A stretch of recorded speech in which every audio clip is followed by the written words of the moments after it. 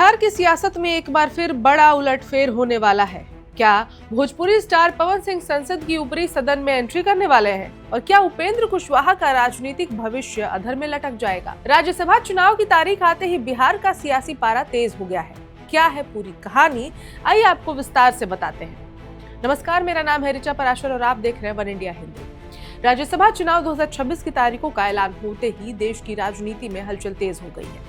अगले महीने यानी 16 मार्च को 10 राज्यों की 37 राज्यसभा सीटों पर चुनाव होने वाले हैं। इस चुनाव से न सिर्फ संसद में बीजेपी की ताकत बढ़ने की उम्मीद है, बल्कि कई दिग्गज नेताओं का राजनीतिक भविष्य भी तय होगा। सियासी गलियारों में सबसे ज्यादा चर्चा बिहार की हो रही है।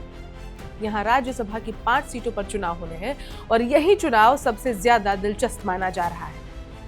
इन 5 सीटों में से 2 सीटें आरजेडी के खाते की हैं, लेकिन मौजूदा संख्या बल को देखें तो तेजस्वी यादव के लिए अपने किसी उम्मीदवार को राज्यसभा भेजना आसान नहीं होगा।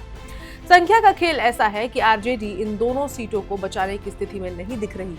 यही वजह है कि माना जा रहा है कि इन सीटों का फायदा सीधे बीजेपी को मिल सकता है। बीजेपी के खाते में बिहार से 2 सीटें जाने की चर्चा जोर पकड़ चुकी है। क्या पवन सिंह जाएंगे राज्यसभा? इसी बीच एक बड़ा नाम सबसे ज्यादा सुर्खियों में है, Bhojpuri power star superstar Pawan Singh का। राजनीतिक गलियारों में चर्चा है कि पवन सिंह को राज्यसभा भेजा जा सकता है। विधानसभा चुनाव के दौरान पवन सिंह ने बीजेपी के लिए जमकर प्रचार किया था। वो मोदी और नीतीश की जोड़ी वाला जो सॉन्ग है वो आपके दिमाग में अब भी होगा कि मोदी और नीतीश की जोड़ी हिट हो जाएगी, ऐसा लिरिक्स था और सच में ऐसा हुआ। अभी बिहार में मोदी और नीतीश की जोड़ी हिट भी निकलकर सामने आई। तभी ये कयास लगाए जा रहे हैं कि इसके बदले उन्हें कोई बड़ी राजनीतिक जिम्मेदारी मिल सकती है। अब राज्यसभा चुनाव की तस्वीर साफ होते ही ये चर्चा फिर तेज हो गई है कि पवन सिंह की लॉटरी लग सकती है। बताया जा रहा है कि बीजेपी विधायक नितिन नवीन विधायक बने रहेंगे। ऐसे में राज्यसभा की एक सीट पर पवन सिंह का नाम सबसे आगे चल रहा है। जेडीयू की स्थिति मजबूत। संख्या बल के लिहाज से जनता दल यूनाइटेड अपने दोनों मौजूदा राज्यसभा सांसदों को दोबारा भेज सकती है। हरिवंश नारायण सिंह राज्यसभा के उपसभापति रह चुके हैं और पार्टी में उनका कद काफी बड़ा है। वहीं रामनाथ ठाकुर केंद्र में मंत्री हैं, इसलिए उनका रिपीट होना लगभग तय माना जा रहा है। उपेंद्र कुशवाहा का भविष्य अधर। अब बचती है 5वीं सीट। संख्या के हिसाब से इस सीट पर चिराग पासवान का दावा मजबूत माना जा रहा है। यही कारण है कि उपेंद्र कुशवाहा का राज्यसभा में दोबारा पहुंचना मुश्किल दिख रहा है।